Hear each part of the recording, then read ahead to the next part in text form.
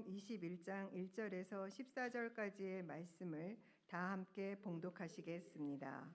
그 후에 예수께서 디베라 호수에서 또 제자들에게 자기를 나타내셨으니 나타내신 일은 이러하니라. 시몬 베드로와 디두모라 하는 도마와 갈릴리 가나 사람 나다니엘과 세베대의 아들들과 또 다른 제자 둘이 함께 있더니 시몬 베드로가 나는 물고기 잡으러 가노라 하니 그들이 우리도 함께 가겠다 하고 나가서 배에 올랐으나 그날 밤에 아무것도 잡지 못하였더니 날이 새어 갈 때에 예수께서 바닷가에 서셨으나 제자들이 예수이신 줄 알지 못하는지라. 예수께서 이르시되 얘들아 너희에게 고기가 있느냐? 대답하되 없나이다. 이르시되 그물을 배 오른편에 던지라. 그리하면 잡으리라 하시니 이에 던졌더니 물고기가 많아 그물을 들 수 없더라. 예수께서 사랑하시는 그 제자가 베드로에게 이르되 주님이시라 하니 시몬 베드로가 벗고 있다가 주님이라 하는 말을 듣고 겉옷을 두른 후에 바다로 뛰어내리더라. 다른 제자들은 육지에서 거리가 불과 한 50칸쯤 되므로 작은 배를 타고 물고기 든 그물을 끌고 와서 육지에 올라보니 숯불이 있는데 그 위에 생선이 놓였고 떡도 있더라. 예수께서 이르시되 지금 잡은 생선을 좀 가져오라 하시니 시몬 베드로가 올라가서 그물을 육지에 끌어올리니 가득히 찬 큰 물고기가 153마리라. 이같이 많으나 그물이 찢어지지 아니하였더라. 예수께서 이르시되 와서 조반을 먹으라 하시니 제자들이 주님이신 줄 아는 고로 당신이 누구냐 감히 묻는 자가 없더라. 예수께서 가셔서 떡을 가져다가 그들에게 주시고 생선도 하시니라. 이것은 예수께서 죽은 자 가운데서 살아나신 후에 세 번째로 제자들에게 나타나신 것이라. 아멘. 인사합니다. 하나님이 당신을 사랑하십니다. 인사하시겠습니다. 예수님 안에서 좋은 일이 있습니다. 인사하겠습니다.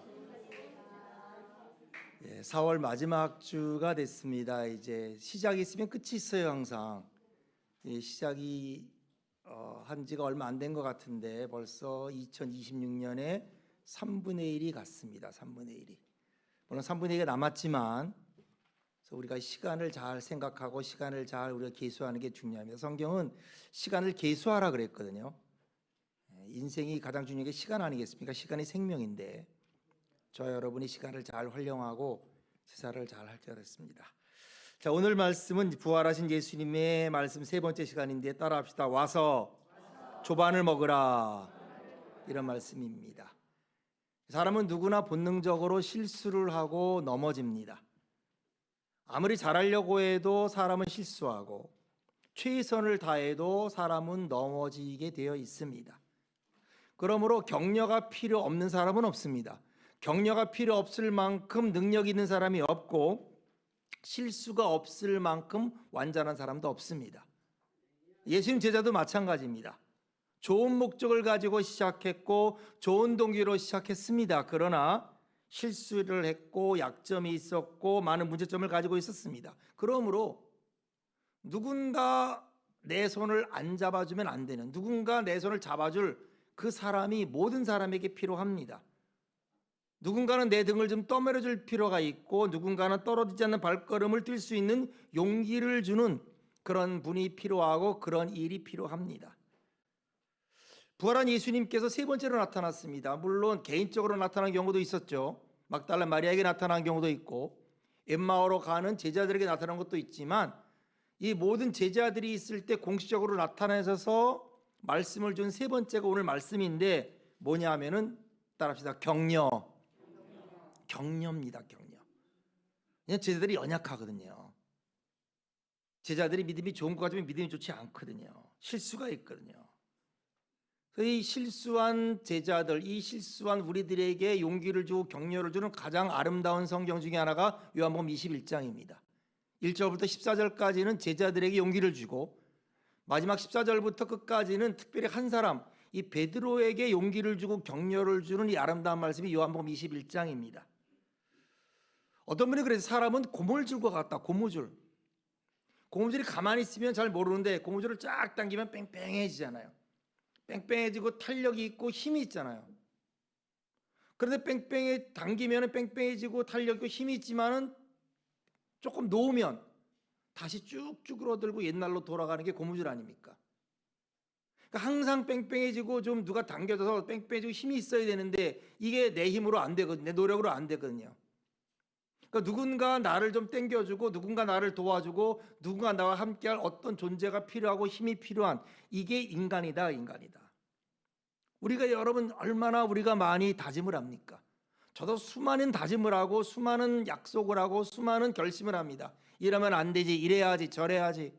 5분을 못 가고 하루를 못 가고 한 달을 못 가고 절대로 이러면 안 돼야지, 끊어야지, 화를 내지 말아야지, 삐지지 말아야지 여러 가지 하다가 어느 순간 되면 나도 모르는 가운데 툭 튀어나오는 이 분노와 화와 삐침과 그리고 시험 드는 이것들이 우리에게 있습니다.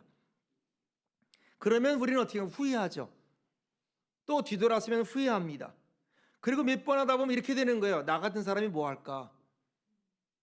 나 같은 사람이 도대체 뭘 할 수 있을까라는 자책감에 빠지는 거예요. 지금 제자들이 그렇습니다. 제자들이. 그래서 이 부활하신 예수님께서 세 번째 그들에게 나타내서 하신 말씀이 뭐냐 하면은 제자들을 격려하는 겁니다. 어떻게 격려하는가? 어떻게? 주님이 어떻게 우리를 격려하는가? 또 나는 사람들을 어떻게 격려해야 될 것인가? 우리는 격려를 받아야 됩니다. 저도 여러분도 격려를 받아야 되고 동시에 격려하는 자가 돼야 돼요. 격려받는 자, 격려하는 자. 세움을 입어야 됩니다. 세움을. 내가 세움을 받으면 얼마나 좋겠습니까? 그러나 내 힘으로 내가 100% 될 수 없거든요. 그래서 누군가 나를 세워줘야 되고 나도 또한 남을 세워주는 자. 그래서 나도 살아나고 나 때문에 다른 사람도 살아나는 이런 은혜가 있기를 바라면서 오늘 이 예수님께서 세 번째 제자들에게 나타나서 한 말씀을 우리가 보고자 합니다. 어떻게 하셨는가? 크게 세 가지의 이 장면으로 오늘 본문은 나타나요. 첫 번째가 1절부터 3절까지가 이제 첫 번째 장면인데 먼저 1절부터 2절까지를 보면 성경은 이렇게 말합니다. 그 후에 예수께서 디베리아 호수에서 또 제자들에게 자기를 나타내셨으니 나타내신 일은 이러하니라. 시몬 베드로와 디두모라 하는 도마와 갈릴리 가나 사람 나다나엘과 세베대의 아들들과 또 다른 제자 둘이 함께 있더니 그랬어요. 이 디베리아 바다, 이 갈릴리 호수입니다. 이 갈릴리 호수는 예수님에게도 제자들에게도 추억이 많은 곳이죠. 밤새도록 고기를 잡았는데 한 마리도 못 잡은 그 베드로와 그 주변의 사람들이 예수님께서 배 오른편 깊은 데 가서 그물을 내리라 그랬더니 깊은 데 말씀에 의지해서 그물을 내렸더니 큰 고기를 많이 잡은, 그래서 예수님을 발견하게 되고 그물을 버려두고 가족을 버려두고 제주를 쫓았던 이게 갈릴리 호수, 디베리아 호수가입니다. 제자들이 풍랑이 나가지고 배가 막 힘들 때 예수님께서 오셔서 바다를 잔잔하게 하고 그것이 바로 디베리아 호숫가입니다. 수많은 추억, 수많은 일들이 예수님에게도 있었고 제자들에게 있었던 이 디베리아 호숫가에 7명의 제자가 갔습니다. 7명의 제자. 베드로와 도마, 나다나엘, 세베대의 두 아들인 사도 요한과 그리고 야고보, 또 다른 제자 둘. 그러니까 이 11명 제자 중에 7명, 예수님 제자 중에 거의 대부분 가장 중요한 사람들이 이제 망라되었는데, 그런데 이들이 어떻게 갔는가? 3절에 이렇게 말합니다. 시몬 베드로가 나는 물고기 잡으러 가노라 하니 그들이 우리도 함께 가겠다고 나가서 배에 올랐으나 그날 밤에 아무것도 잡지 못하였더니 이 첫 번째 장면이에요. 첫 번째 장면. 예수님 제자들은 예수님이 십자가에서 돌아가시는 걸 봤죠. 베드로도 봤어요. 충격을 받았어요. 울었고 고통했고 힘들었고 흩어졌어요. 근데 3일 만에 주님이 부활하시는 거예요. 예수님이 돌아가신 것도 놀라고 충격받았지만은 그 돌아가고 죽었던 예수님이 다시 살아난 이것은 그들에게는 엄청난 충격입니다. 멘붕이죠. 모든 이성이 마비되고 생각이 마비되고 그 부활한 예수님을 보고 그들에게는 엄청난 변화가 왔습니다. 그런데 그렇게 예수님 안에서 뭔가 할 수 있었던 제자들이 어떤 일을 했는가? 순식간에 옛날로 돌아갔다 이 말이에요. 여러분 이것이 인간인 줄로 믿습니다. 이게 우리예요. 십자가를 봤어요. 죄인의 주님의 십자가의 죽음을 봤어요. 부활을 봤어요. 십자가를 경험하고 부활을 봤는데 다시 옛날로 돌아갔다. 옛날 제급으로 돌아갔다. 그물을 버려두고 예수님을 쫓았어요. 장모님을 버려두고 가족을 버려두고 배를 버려두고 재산을 버려두고 3년 반 동안 예수님을 따라다녔어요. 그런데 그런 그들이 다시 옛날로 돌아가는 거예요. 애굽에 나온 사람들이 어떻게 됩니까? 다시 돌아가자 그러잖아요. 그때는 먹을 것도 있었고 그때는 고기도 있었고 다시 돌아가자. 그렇게 3년 반 동안 예수님을 따라다니면서 수많은 고통을 당하고 수많은 일들을 당한 그들이 다시 그물을 들고 고기 잡으러 갔다. 여러분 이것이 인간인 줄로 믿습니다. 이건 제자들이에요. 이게 우리들입니다.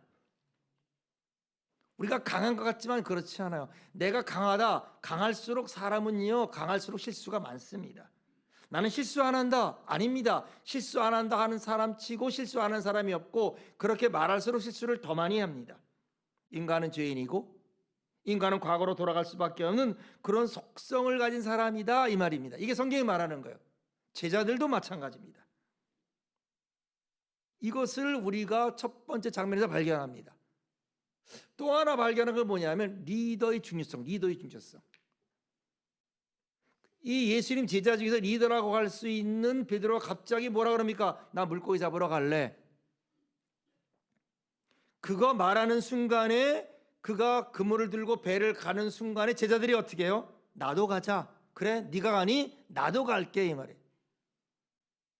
여러분 우리가 가만 보면요 저나 여러분이 어떤 일을 할 때 믿음이 있어 하는 사람 많지 않아요. 사실 이러고 할까 저거 할까 이럴까 저럴까 사실 많이 방황하잖아요. 확신이 있어서 우리가 인생을 살고 확신이 있어 어떤 일을 하는 경우가 물론 일시적으로 있을지 모르지만은 여러분 다 있지는 못해요. 어떻게 하지? 다음에 어떻게 살아야 되지? 1월부터 4월까지 이렇게 살았는데 앞으로 어떻게 살아야 되지? 이렇게 머뭇거리고 있을 때 어떤 사람이 탁 치고 나가면 어떤 한 사람이 끌고 가면요 그냥 따라가는 거예요. 리더가 중요해요. 리더 하나 잘못 만나면요 대중이 움직여요. 부정적이고 냉소적인 사람 만나고 파괴적인 사람 만나면요 아수라장이 돼버려요. 한 나라가 한 공동체가 한 집안이요 리더 하나 잘못되고 리더 바뀌면요 완전히 아수라장이 되고 혼란이 됩니다. 대중 여론이 확 끌어 옮기는 겁니다. 그러나 희망 있는 지도자를 만나면요 정리가 돼요. 희망 있는 지도자를 만나면 그렇게 헤매고 그렇게 잘못 갔더라도 다시 한번 불안하고 의심하고 고민이 있다가도 어떻게 해요? 혼돈에서 빠져나와요. 정신을 차리게 되는 겁니다. 유감스럽게도 예수님의 제자 베드로가 옛날로 돌아가니까 다른 제자들도 나도 불안했는데 나도 걱정됐는데 나도 미래가 불안한데 우리가 어떻게 살아야 할지 몰랐는데 옳구나 그냥 가자 옛날로 돌아가자 기회다라고 따라간 거예요. 한 사람의 말, 한 사람의 결단, 한 사람의 행동이 얼마나 중요한지 우리가 건설적이고 긍정적이고 확신이 있으면 그런 희망의 리더십이 있으면 다른 사람이 따라옵니다. 그러나 혼란이 있고 그러나 내가 완전히 헤매고 상처투성이 거기 있으면요 모든 걸 부정적으로 해요. 여러분 빨간 안경을 쓰면 모든 게 빨강으로 보이고 파란 안경 쓰면 파란 걸로 보이는 거예요. 한 사람이 중요하다. 리더가 중요하다. 또 하나 우리가 여기서 알 수 있는 건 뭐냐면은 십자가와 부활이 능력이지만 그러나 십자가와 부활로 우리가 세상을 이길 힘이 되지는 않는다라는 놀라운 진리가 있어요. 제자들이 십자가를 봤어요. 예수님이 십자가를 봤으면 베드로가 봤습니다.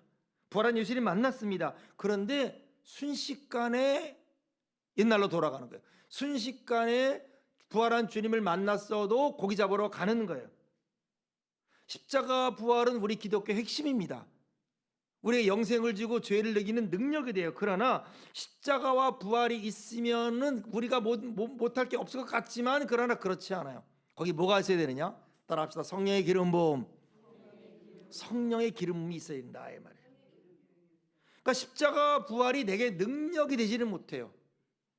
십자가 부활이 어떤 우리에게 어떤 목표가 되고 우리에게 어떤 위안이 되고 어떤 우리에게 변화는 되지만은 진짜 그것이 내가 능력이 되고 진짜 그것이 내 인생이 되기 위해서는 거기 뭐가 들어가야 되느냐? 십자가 부활에 성령의 능력이 임해야 돼요. 성령의 기름 부음이. 자동차가 있어요. 아주 능력이 좋아요. 파워가 좋아요. 정말 잘 달릴 수 있고 코너 오기 좋고 정말 훌륭한 달려차, 그런 능력 있는 자동차가 아무리 있어도 연료가 주입되고 시동을 걸고 운전을 해야 그 능력을 발휘할 수 있죠. 달릴 수 있는 능력은 자동차가 있어요. 그 자동차를 만날 때 엄청난 능력과 엄청난 기능을 다 가지고 있는 자동차지만은, 그러나 거기에 연료가 들어가고 기름을 넣고 시동을 걸을 때 능력을 발휘하고 성능을 발휘하는 것처럼 십자가 부활은 죄를 이기는 능력이요 죽음을 이기는 능력이지만, 그 십자가 부활이 진짜로 우리에게 능력이 되기 위해서는 성령이 임해야 된다. 성령이 함께해야 된다. 그래서 우리가 알다시피 성경에서 베드로와 제자들이 진짜로 변화된 사건이 언제입니까? 십자가가 아니고 부활이 아니고 오순절에 성령의 충만을 받았을 때. 성경도 중요하고 훈련도 중요하지만 성령 충만 역사가 있어야 될 줄로 믿습니다. 이게 연결이 돼야 돼요. 고압전류가 있다. 전기가 파워가 있다 이 말이에요. 그 파워가 아무리 있어도 내가 연결이 되지 않으면 그것이 내게 능력이 될 수 없는 거잖아요. 예수님의 십자가 부활, 이것이 성령의 충만한 역사, 성령의 기름 부음 역사와 연결될 때에 이것이 나를 통해 나타난다, 능력을 통해 나타난다. 오늘 믿게 되길 축원합니다. 그래서 십자가가 있었어요. 부활이 있었어요. 성령이 없으니까 어떻게 돼요? 열매가 없어요. 열매. 그래서 그들이 어떻게 해요? 고기를 잡으러 갔는데 몇 마리 잡았다? 한 마리도 못 잡았다. 제가 목회하면서 가장 안타까운 분 중에 하나가 뭐냐면요, 정말 열심히 삽니다. 우리 성도 중에 열심히 하는 분이 있을 거예요. 새벽부터 저녁까지 정말 아침부터 저녁까지 땀 흘리고 열심히 일을 하고 피땀 흘려 하는 분이 있을 거예요. 이민사회도 그렇습니다. 여러분, 투잡, 쓰리잡, 한 잡 가지고 안 되니까 아침부터 일하고 저녁에 또 일하고 밤에 뭐 아르바이트하고 이런 식으로 정말 열심히 하는 분들이 있어요. 새벽벌 보고 출근하고 밤 맞도록 직장에서 하고 정말 뼈 빠지게 인생을 살았는데 나중에 뚜껑을 딱 열어보니까 빈손이다 라는 말이에요. 빈손이다. 그런 인생이 있어요. 또 어떤 분은 스펙이 좋아요. 좋은 대학을 나왔습니다. 결혼할 때 남들이 성공한 결혼이라고 생각하면서 박수를 쳐줬어요. 직업이 좋았습니다. 미래가 부장을 같았어요. 그런데 막상 나이가 50이 되고 60이 되다 보니까 어떻게 해요? 남는 게 아무것도 없더라. 어떤 분은 자녀에게 투자를 합니다. 정말 내 자녀를 성공시키겠다. 그래서 자녀에게 모든 걸 투자해서 자녀를 공부시키고 좋은 대학을 나오게 하고 좋은 결혼을 시켰습니다. 이제 내가 자녀의 덕을 보겠다. 과연 그렇습니까, 여러분? 그런 경우가 없진 않겠지만은, 그러나 그렇게 자녀의 덕을 보겠다고 했는데 자녀가 영광을 줄 것 같은데, 그러나 나중에 인생을 보면 뭐예요? 허무더라 이 말이에요. 빈손이더라 이 말입니다. 이걸 발견할 수 있어요.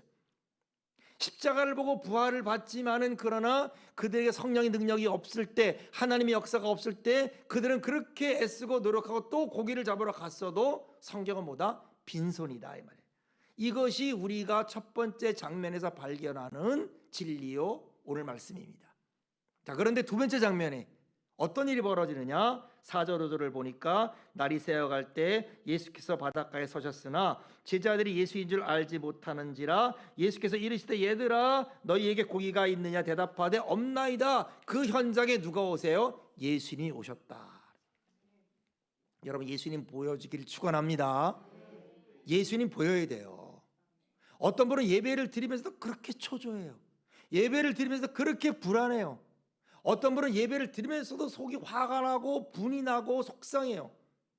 기도를 드려도 그렇게 기도가 안 풀리고, 기도를 드려도 정말 내가 속이 시원하지 않아요. 뭐가 안 보여요? 예수님이 안 보여서 그래요. 예수님이 없는 게 아니에요. 왜 안 보일까? 왜 예수님이 계신데 안 보일까? 지금 예수님이 제자들에게 왔습니다. 힘들고 어려울 때 예수님이 찾아와서, 그런데 예수님이 안 계신 게 아니라 예수님이 안 보였어요. 사람이요, 믿음이 없어지고 기진맥진하면 예수님이 안 보입니다. 예수님이 안 보여요. 우리가 고난을 겪고 어려움을 겪을 때, 힘들 때 예수님은 더 옆에 계십니다. 우리 자녀가 없을 힘들 때 어려울 때 우리 부모가 더 가까이 있는 것처럼 우리가 힘들고 어렵고 고난을 받을 때 사실 예수님은 더 가까이 계세요. 가까이 계시고 우리에게 계속 말씀을 하시는데 우리는 슬픔에 젖어 있어요.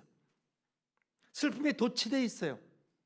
현실적으로 겪는 그 고통 때문에 그 고통에 우리가 빠져 있고 고통에 있고 그 사람에게 빠져 있을 때 예수님이 계시나 보이지 않더라 이 말이에요.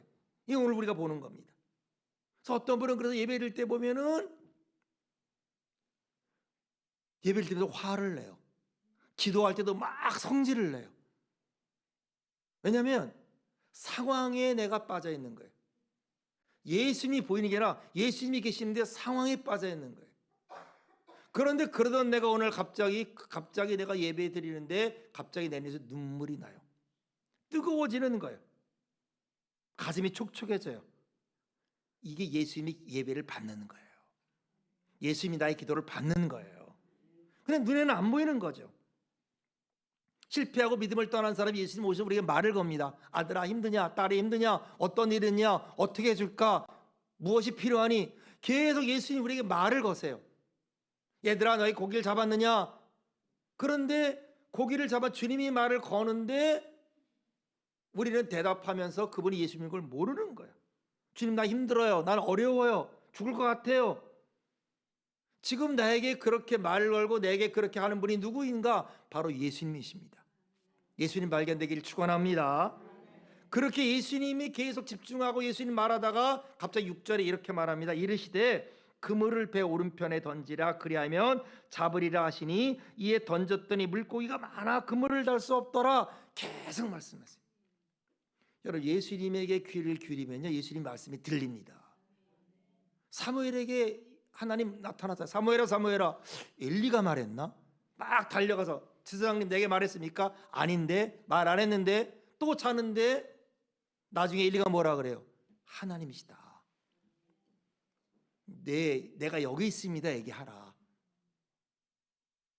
마리아가 가나 혼인잔치에서 그 하인들에게 저분이 무슨 말씀하든지 그대로 하라. 예수님이 계속 말씀을 듣다 보면 예수님 말씀이 들려요. 처음에는 예수님인지 몰라요. 도대체 누구야? 도대체 이게 나에게 누가 뭐라나? 그런데 이게 예수님이신 거예요.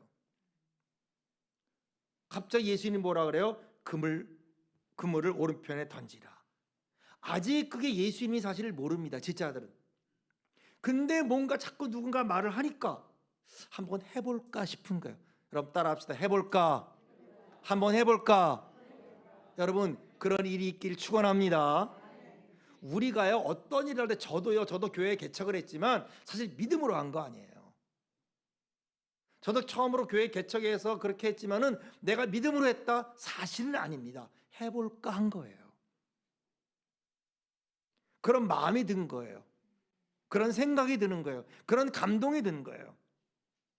우리가 어떤 일이 안 풀릴 때 우리는 힘들잖아요. 마음도 꿀꿀하고 외롭고 잠도 안 오고 어떻게 기도합니다. 기도하고 찬양하기도 하고.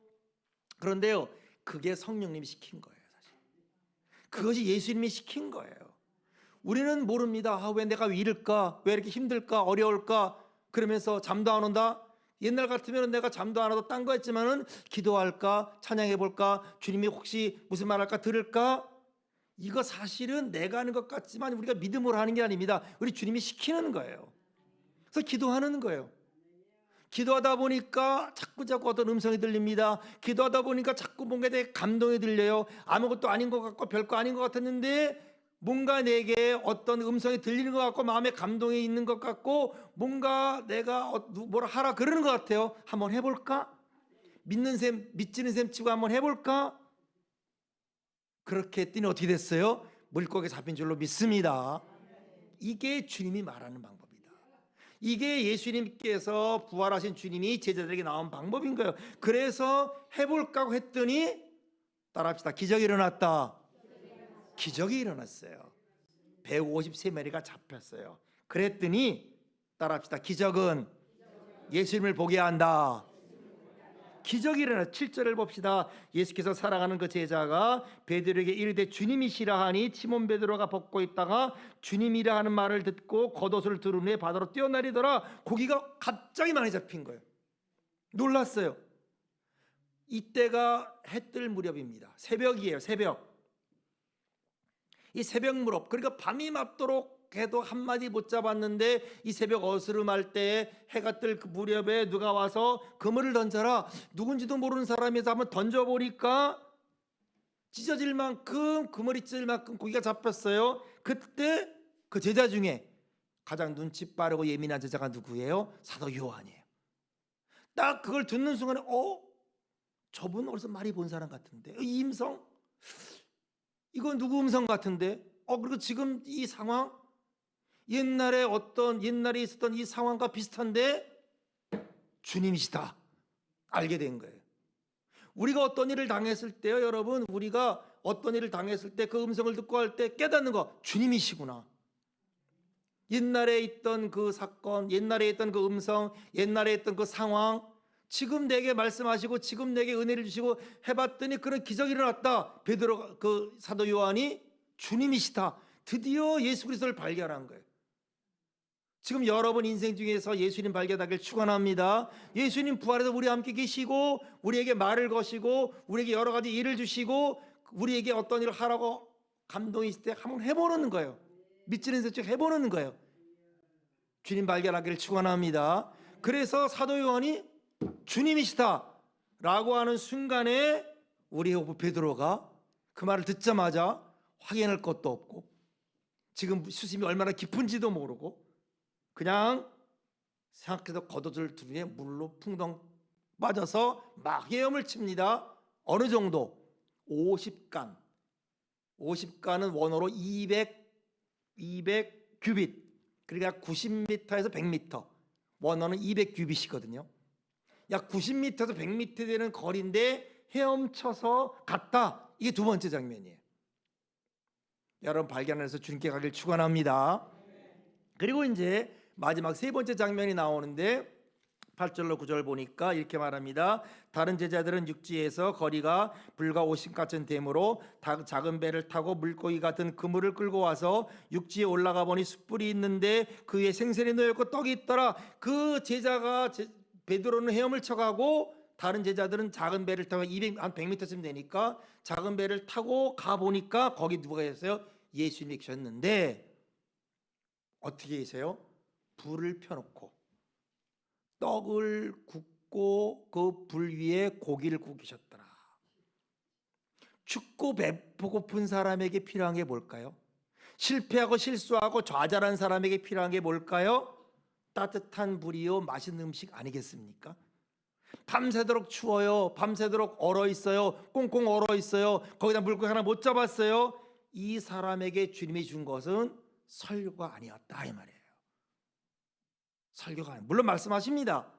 그러나 먼저 어떻게 해요? 말없이 따뜻하게 불 펴놔서 몸 녹이게 하고 배고픈 자에게 떡을 준비하고 생선을 준비한 예수 그리스도를 믿습니다. 이게 예수님인 거예요.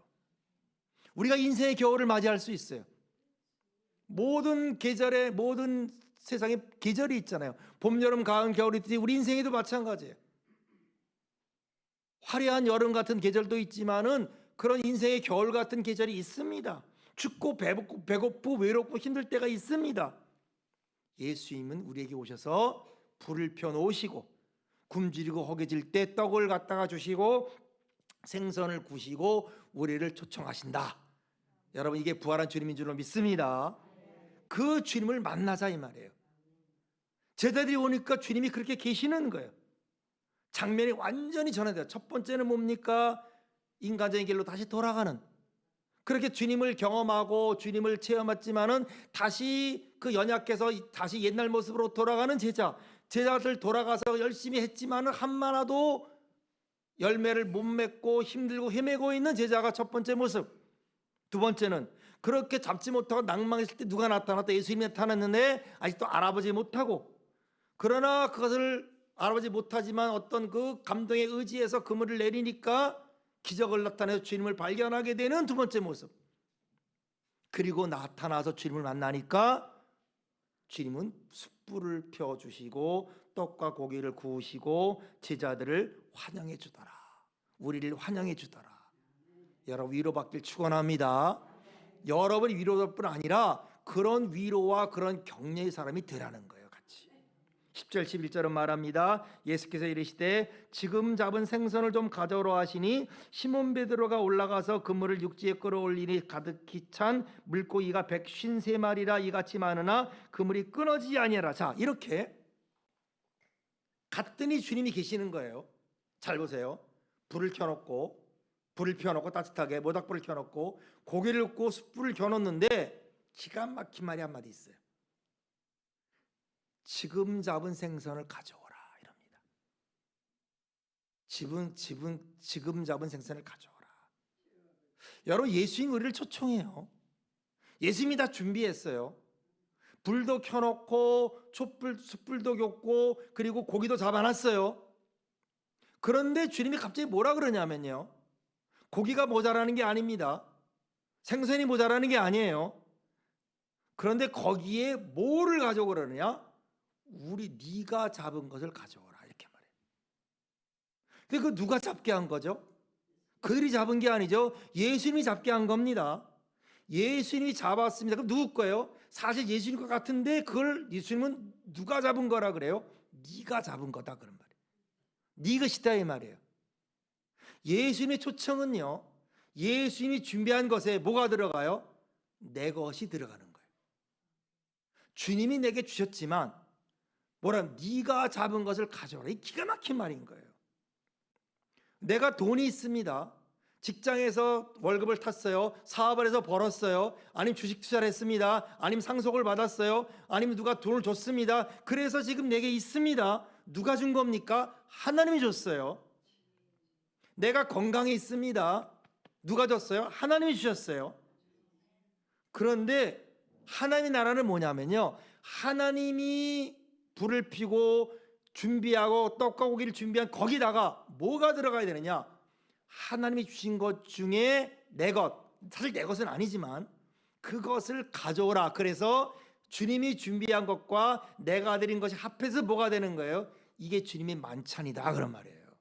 이게 하나님의 나라예요. 우리가 다 갔는데 주님 것만 다 가지고 있다 그러면 창피하잖아요. 부끄럽잖아요. 기가 죽잖아요. 그래서 주님은 우리의 길을 살리세요. 그래서 주님이 준비한 것에 뭐라 그래요? 네가 지금 생선을 가져오라 이렇게 말하는 거예요. 네가 잡은 고기도 가져오라. 내가 너를 위해서 떡도 준비했고 고기도 준비했고 그리고 숯불도 준비했지만 그러나 그것과 함께 네가 잡은 것, 사실은 주님이 잡게 한 그것이지만은 가져와서 뭐예요? 같이 먹자. 여러분, 이게 교회인 줄로 믿습니다. 이게 하나님의 나라예요. 이게 천국인 거예요. 그리고 이제 결론 12절부터 뭐라 그럽니까? 예수께서 이르시되 와서 조반을 먹으라 하시니 제자들이 주님이신 줄 아는 거로 당신이 누구냐 감히 묻는 자가 없더라. 예수께서 가져서 떡을 가져다가 그들에게 주시고 생선도 그와 같이 하시니라.